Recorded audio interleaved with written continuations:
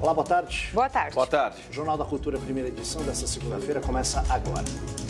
O estudo da USP mostra que entre 2014 e 2015, mais da metade das mortes violentas que aconteceram na cidade de São Paulo tinha vítimas sob efeito de drogas ou álcool.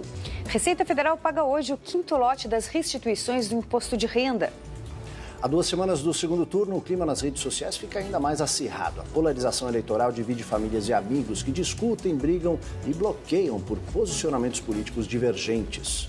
E com os ânimos tão inflamados nos aplicativos de mensagens, a circulação de notícias falsas, as fake news, só aumenta. Há quem as repasse por inocência e quem o faça por má intenção. Na Europa, a passagem do furacão Leslie deixa rastros de destruição e prejuízos. A tempestade varreu o centro de Portugal e entrou pela Espanha com ventos de 100 km por hora. No sul da França, a água subiu quase 2 metros. E autoridades turcas devem fazer buscas no consulado árabe em Istambul à procura de pistas sobre o desaparecimento de jornalista saudita. No esporte, Liga Nacional de Basquete começa a todo vapor pelo país. E a final dos brasileiros nas duplas masculinas de tênis em Xangai, na China.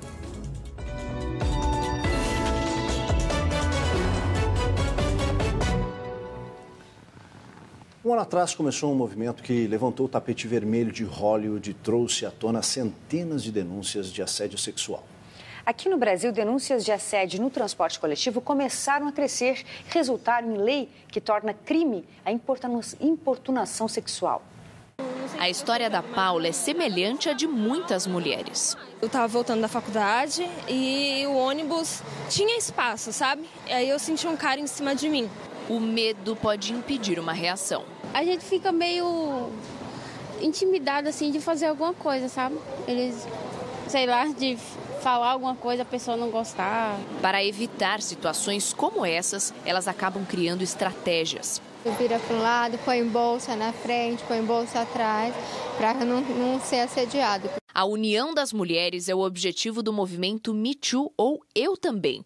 Personalidades como Angelina Jolie e Uma Thurman encorajaram outras mulheres a denunciarem casos de assédio e preconceito. Há exatamente 1 ano, o movimento teve Hollywood como marco zero, quando vieram à tona as acusações de assédio sexual contra o produtor Harvey Weinstein. Mas as consequências desse caso extrapolaram a indústria do cinema. A grande conquista do movimento foi dar coragem e tirar as mulheres do silenciamento. É um avanço que se deve tanto ao movimento internacional quanto ao movimento nacional de organização espontânea das mulheres. É uma organização apartidária, suprapartidária, da sociedade civil das mulheres mesmo. No Brasil, ativistas criaram e divulgaram campanhas impulsionadas nas redes sociais para tentar conscientizar e proteger potenciais vítimas de abusos sexuais. Essa pressão ganhou respaldo jurídico através da nova lei de importunação sexual, sancionada no mês passado.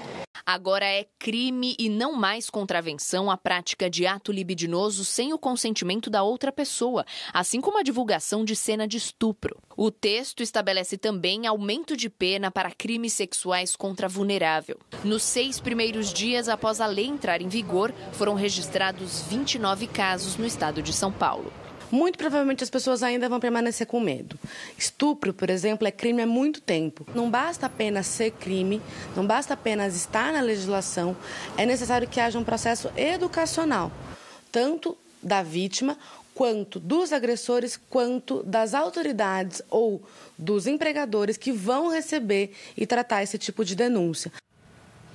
O direito à convivência familiar é fundamental na formação do ser humano. Em Belo Horizonte, o Serviço Família Acolhedora tem dado oportunidade para crianças afastadas das famílias por medida protetiva a crescerem cercadas de carinho e cuidado. Eva realiza um sonho antigo ao acolher 2 irmãs de 8 e 10 anos. As crianças estão sob os cuidados dela há 4 meses. Tempo de convivência e afeto. É uma coisa única na vida da gente, entendeu? Que não tem como descrever. Apesar de não ter laços sanguíneos, o amor é o mesmo ou maior, entendeu? Porque você escolheu fazer isso, entendeu? Então, assim, eu super recomendo. O programa conta hoje com 27 famílias habilitadas que passaram por um criterioso processo de seleção preparadas por psicólogos e assistentes sociais. 18 delas acolhem 27 crianças e adolescentes que foram afastadas da família de origem por medida protetiva. O Família Acolhedora é mantido pela Prefeitura de Belo Horizonte desde 2009. A capital tem hoje 600 vagas em abrigos municipais dedicados a crianças e adolescentes. Quase todas estão ocupadas. Valéria está no serviço desde o princípio. Ele está baseado na proteção e cuidados, com 2 modalidades previstas. A modalidade de curta duração, né, cujo objetivo é de fato a reintegração, a volta para casa, o investimento forte nisso. E a modalidade 2, que é o acolhimento de crianças e adolescentes que estão em acolhimento, até mesmo nos abrigos, o acolhimento institucional, que foram destituídos do poder familiar, foram para o cadastro de adoção, não encontraram pretendentes e aí então eles têm a possibilidade da convivência familiar, que é primoroso para o desenvolvimento de uma criança e adolescente, nessa perspectiva, não da adoção, na perspectiva de uma guarda temporária, só que um temporário que pode se prolongar até 18 anos de idade. Valéria lembra ainda que o serviço não é adoção. Para isso, há o Cadastro Nacional de Adoção, coordenado pela Corregedoria do Conselho Nacional de Justiça. Adoção diz do poder familiar, você ter uma criança como filho, não é? Acolhimento familiar, você tem a guarda temporária dessa criança, é óbvio, tem uma equipe técnica do serviço que acompanha essas famílias acolhedoras, concomitantemente acompanha as famílias de origem, sempre na perspectiva de que essas crianças possam voltar para a convivência às suas famílias de origem, extensa ou ampliada, porque às vezes não fica com a família de origem, mas tem condição de ir para a casa de uma avó, de uma tia, para ser protegida e cuidada no seu contexto familiar. A polarização eleitoral tem feito vítimas online. Amigos e parentes saem de grupos ou são excluídos por conta de opiniões divergentes. É quase uma guerra virtual. Os campos de batalha são as redes sociais e grupos de aplicativos de conversa. Muita briga, amizade sendo desfeita, uma confusão só. O povo não respeita o direito do outro de não concordar. Eu não fui excluído, mas algumas pessoas deixaram de me seguir no Facebook por causa da minha defesa. As eleições deste ano transformaram ambientes de interação e brincadeiras em zona de conflito político. E isso tem custado amizades. A Ângela teve que sair de grupos do WhatsApp, bloquear amigos e até parentes nas redes sociais por conta de desentendimentos. É uma surpresa até triste, mas infelizmente as pessoas estão muito intolerantes e a fake news, ela está dando o tom realmente das conversas. Quem achava que com o fim do primeiro turno essas discussões iriam diminuir se enganou. E ainda faltam 2 semanas para o segundo turno. É preciso ter jogo de cintura e inteligência para passar por esse período sem arruinar relações. Para este psicólogo, tentar mudar a opinião do outro pode significar problemas. Muitas vezes, as escolhas e argumentos são emocionais. Para conseguir manter o nível da conversa, respeito é fundamental. A convivência ela passa primeiro pela tolerância, segundo é respeito. Eu tenho que respeitar a sua opinião, mesmo que eu não concorde com ela. Que o resultado das urnas não signifique o distanciamento das pessoas. Os políticos que passaram na sua vida estão todos aí? Na sua vida, ainda hoje? Aqueles que você brigou há 15 anos atrás? Se a gente olhar direitinho, não estão. Então, e os seus parentes estão? É melhor você ter a chance de discutir do que ser proibido de falar. Há 2 semanas do segundo turno, o eleitor precisa ficar ainda mais atento para não cair no conto da notícia falsa. Este ano, as redes sociais amplificaram o poder do boato. Uma pesquisa aponta que 6 em cada 10 brasileiros já acreditaram em alguma notícia falsa disseminada nas redes. Eleições e redes sociais. Uma combinação perfeita para as chamadas fake news ou notícias falsas. Propostas que estavam erradas, deturbação de conceitos e notícias sem referência. Uma pesquisa feita em 27 países mostra que o brasileiro é o povo que mais acredita em notícias falsas. 6 em cada 10 entrevistados disseram já ter acreditado em algum boato. No entanto, 68% afirmaram saber diferenciar mentiras. Procurar saber de onde veio, ver o link, ver se realmente o site é confiável e as fontes. Eu, pelo menos, acho que a gente não tem como diferenciar, a gente fica nas escuras, né? Este professor de ciência política da PUC São Paulo diz que notícias falsas sempre existiram e que a novidade é o meio por onde elas circulam e que a emoção é que verdadeiramente define a opinião de um eleitor. Só vai emprestar fé a uma notícia falsa quem, de certa forma, acredita na possibilidade dela acontecer. Em outras palavras, você converte os convertidos. Para ele, ainda não há evidências concretas sobre o poder das fake news em influenciar as eleições. Opinião diferente deste professor de comunicação digital da USP. Com certeza, fake news tem um poder enorme em definir o voto dos eleitores. É fato que não existe apenas uma verdade absoluta. Ao escolher a abordagem que dará para cada notícia, a imprensa define um direcionamento. Mas há limites sociais e legais que não podem ser desrespeitados pelos veículos de comunicação, sob o risco de sofrerem penalizações. Mas, com a internet e as redes sociais, toda pessoa pode ser uma disseminadora de notícias. E a falsa impressão de que se pode dizer qualquer coisa sem implicações é que tem aumentado a geração de fake news. A internet não é um mundo sem lei. E por isso, o que falta para combater notícias falsas é interesse principalmente dos dois principais meios onde elas circulam. É só passar uma multa enorme para o WhatsApp cada vez que o WhatsApp coloca uma mentira e o WhatsApp cabe a solução de ou ele vai engolir a multa ou ele vai passar a multa adiante. E rapidamente, a hora que essas empresas começam a perder rendimento publicitário, elas vão fazer um acerto lá dentro. Porque para mim a prova é muito óbvia. Se você não tem crimes efetivos como pedofilia, como apologia de drogas, ou mesmo coisas que não são legalmente aceitas, como, por exemplo, pornografia, explícita nesses lugares, significa que algum controle há. Eu só quero que esse controle seja um pouco ampliado, para que as pessoas tenham maior tranquilidade para andar dentro desse ambiente. Hoje o programa Roda Viva tem edição especial. Serão 2 programas de 1 hora de duração, com entrevistas aos 2 candidatos ao governo de São Paulo que estão no segundo turno. A repórter Adriana Cimino está no estúdio do Roda e tem os detalhes para a gente ao vivo. Boa tarde, Adriana.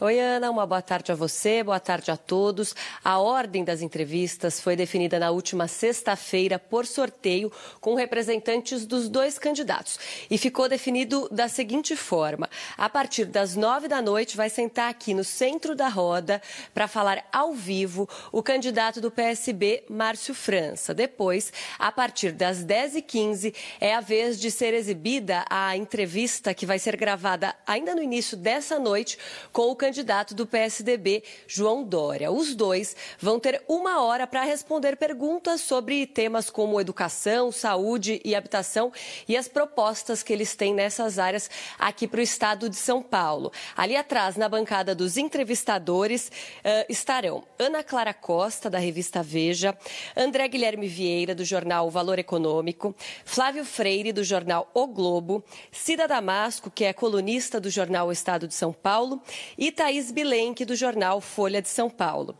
As entrevistas, portanto, serão exibidas a partir das 9 da noite aqui na tela da TV Cultura, mas também dá para assistir pela internet, no nosso site, no YouTube, no Facebook, no Twitter e também no aplicativo Cultura Digital.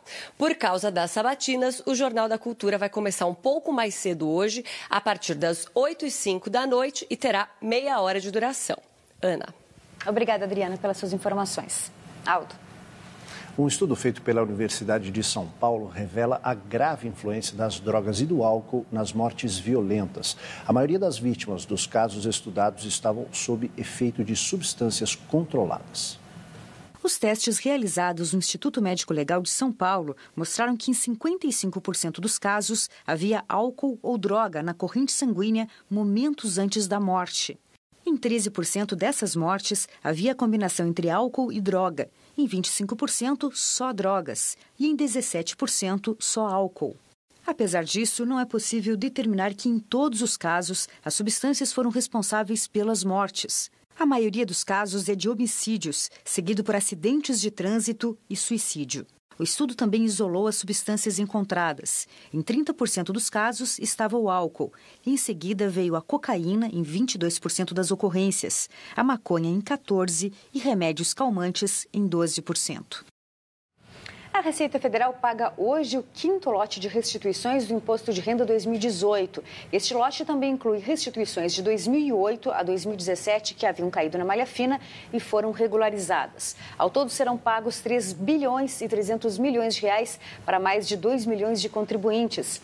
Ainda faltam 2 lotes a serem liberados, em 16 de novembro e 17 de dezembro. Mas a Receita Federal já está notificando por carta 383 mil pessoas que caíram na malha fina este ano. Serão cobrados destes contribuintes cerca de 300 milhões de reais.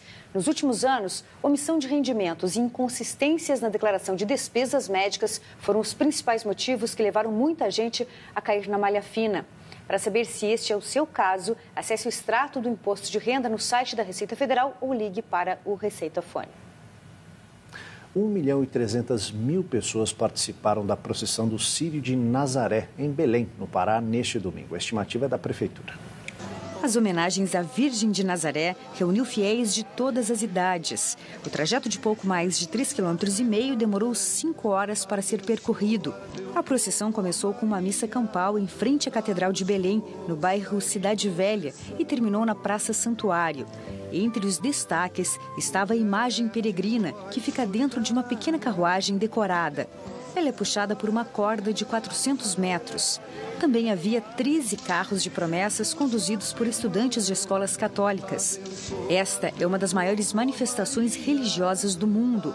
Há 4 anos, a organização do Círio de Nazaré recebeu da Unesco o título de Patrimônio Cultural Imaterial da Humanidade. A gente fala de esporte agora, a final brasileira nas duplas masculinas de tênis, ou seja, final feliz. E na simples, mais um título do gigante Novak Djokovic. Vamos ver.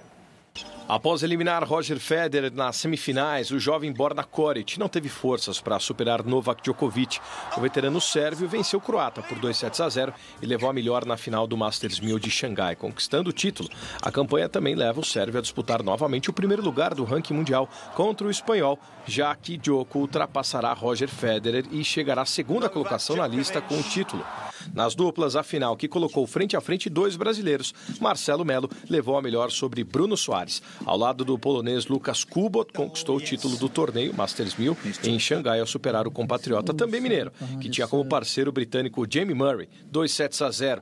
A vitória em Xangai faz com que Melo e Kubot fiquem com um retrospecto positivo no confronto contra Soares e Murray, agora 4 vitórias contra 3. Após a partida, os 4 mostraram afinidade durante a premiação, que ocorreu em clima bem amistoso. O brasileiro e o polonês já têm vaga garantida no ATP Finals em novembro, que vai ser disputado em Londres e reúne as 8 melhores duplas do mundo. A seguir, rastro de destruição e morte na passagem da tempestade Leslie pela Europa. No arquipélago da Ilha da Madeira, Leslie chegou como um furacão, com ventos de 170 km por hora e ondas com mais de 10 metros de altura. E autoridades turcas devem fazer buscas hoje à tarde em consulado saudita para descobrir o que aconteceu com o jornalista desaparecido na semana passada. A gente volta já.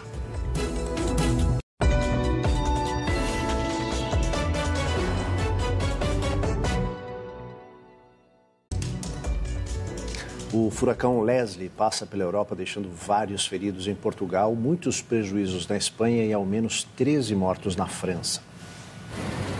No arquipélago da Ilha da Madeira, na costa de Portugal, o Leslie chegou como um furacão com ventos de 170 km por hora e ondas com mais de 10 metros de altura. Quando atingiu o continente, o Leslie perdeu força e passou de furacão categoria 1 para tempestade tropical. Ainda assim, deixou 27 feridos e milhares de portugueses sem eletricidade, com a queda de postes e árvores. As autoridades pediram que a população se afaste da costa. Barcos de pesca tiveram de voltar ao porto e vários voos que chegavam ou saíam de Lisboa foram cancelados. A tempestade varreu o centro de Portugal e entrou pela Espanha com ventos de 100 km por hora. Houve enchentes em várias regiões, mais de 1.000 árvores foram arrancadas e 300.000 casas ficaram sem eletricidade. Deixando a Espanha, Leslie chegou ao sul da França como uma forte depressão meteorológica, provocando muitos prejuízos e mortes. A água subiu quase 2 metros acima do nível das estradas. Várias casas caíram e os veículos foram levados com a força da água. Na região da cidade de Carcassonne, a inundação foi a maior desde 1891. No domingo, em apenas 5 horas, a precipitação foi equivalente a 6 meses de chuvas. Agora à tarde, a Turquia vai fazer buscas no consulado da Arábia Saudita em Istambul, na investigação do desaparecimento do jornalista Jamal Khashoggi. Crítico das políticas do rei saudita e radicado nos Estados Unidos, o jornalista do Washington Post, Jamal Khashoggi, desapareceu no dia 2 de outubro, após entrar na missão diplomática de seu país em Istambul em busca de papéis para seu casamento. A Turquia acredita que ele foi assassinado no consulado e teve o corpo removido. Ontem à noite, o presidente turco e o rei saudita se falaram por telefone e enfatizaram a importância dos dois países criarem um grupo de trabalho como parte da investigação. Espera-se que as buscas pelos jornalistas sejam realizadas agora à tarde. O desaparecimento de Jamal Khashoggi provocou ameaças de sanções econômicas de alguns países ocidentais. Mas a Arábia Saudita respondeu afirmando que o reino saudita também vai retaliar qualquer sanção com medidas ainda mais duras. Um jornal turco revelou no fim de semana que a investigação tem conversas gravadas a partir do relógio inteligente que Khashoggi usava, mostrando que ele foi torturado e morto dentro do consulado. A Arábia Saudita nega todas as acusações. A Polícia Militar de São Paulo comemora quase meio século de atividade da Rota, a tropa de elite da corporação. A Rota, Ronda Ostensivas Tobias Aguiar, é uma tropa da Polícia Militar do Comando do Estado de São Paulo. Foi criado em 1970. No aniversário de 48 anos, a comemoração contou com autoridades da corporação. Policiais militares que se destacaram em suas funções foram homenageados com medalhas comemorativas. O governador de São Paulo, Márcio França, fez as entregas das medalhas. A Rota hoje conta com um efetivo de 900 homens. Desde janeiro, a Rota já apreendeu 2 toneladas e meia de drogas e efetuou 927 prisões. Nós autorizamos hoje mais 100 homens aqui, porque é um serviço público importante e, ao mesmo tempo, a população, quando vê a Rota, sabe que tem o prestígio da segurança pública. A gente, quando arma uma polícia, quando a gente estrutura uma polícia, não é para que ela precise usar, é para que ela não precise usar. Quanto mais você tem uma tropa armada, incentivada, uma tropa que seja prestigiada, isso faz com que as pessoas que têm a intenção de fazer o mal na sociedade, que eles recuem, porque eles sabem que o governo está com eles. Nesse final de semana, a bola subiu para os primeiros jogos do Nosso Basquete Brasil. Vamos ver como foi. E na reedição da última final do NBB, o Mogi das Cruzes levou a melhor sobre o paulistano e venceu por 85-75 com um jogo coletivo forte, comandado pelo técnico Guerrinha, superando os desfalques e estreando com o pé direito na competição. O nome do jogo foi o ala Chamel, do Mogi, com 21 pontos, 6 rebotes e 5 assistências. O norte-americano foi o maior pontuador do jogo. Vasco e Brasília, melhor para os cariocas, mas com muita emoção. O Cruz Maltino fez uma partida pegada contra os donos da casa. No fim, melhor para o Gigante da Colina, que venceu por 77-76, graças a essa cesta marcada pelo ala armador O'Corey, faltando apenas 12 segundos para o fim do jogo. O rival Flamengo também estreou com vitória diante do Basquete Cearense, placar de 73-54. O ala Marquinhos foi o cestinha do duelo com 21 pontos. Depois de 4 títulos seguidos entre 2012 e 2016, os cariocas ficaram de fora da decisão nos últimos 2 anos e, sob a direção de Gustavo De Conte, campeão com o paulistano busca retomar sua hegemonia. Legal, a gente fala de futebol agora, o Campeonato Brasileiro está pegando fogo. Olha o Palmeiras chegando aí, vamos ver os gols. No sábado clássico, Santos e Corinthians. Gabigol garantiu os 3 pontos do Peixe diante do Timão, quase todo reserva no Pacaembu. No Maracanã, o Flamengo passou fácil pelo Fluminense e mostrou que está vivo na briga pelo título do Brasileirão. 3-0 com 2 gols de Uribe e 1 de Léo Duarte. O Vasco contou com a liderança técnica de Maxi Lopes para botar a bola no chão e venceu o Cruzeiro por 2-0. O argentino, que deu um lindo corta-luz para o primeiro gol de Pikachu, foi o responsável por balançar as redes com um belo giro de pé esquerdo. E o Palmeiras continua imbatível, mesmo sem os titulares. Daverson fez 2 gols no Grêmio e manteve o Verdão na liderança isolada do Campeonato Brasileiro. Em Santa Catarina, troca de posições. O Vitória bateu a Chapecoense com gol de Lucas Fernandes, deixou a degola e jogou os catarinenses para a zona de rebaixamento. No Beira-Rio, o São Paulo saiu na frente com o Lisiero, mas o Internacional virou ainda no começo do segundo tempo e ampliou a vantagem no fim da partida. Leandro Damião saiu do banco para comandar a vitória colorada ao lado de D'Alessandro e Nico Lopes. Jornal Cultura, primeira edição, fica aqui. Uma ótima tarde para você. Agora você acompanha o programa Panorama. Obrigada pela companhia e até amanhã. Boa semana. Tchau.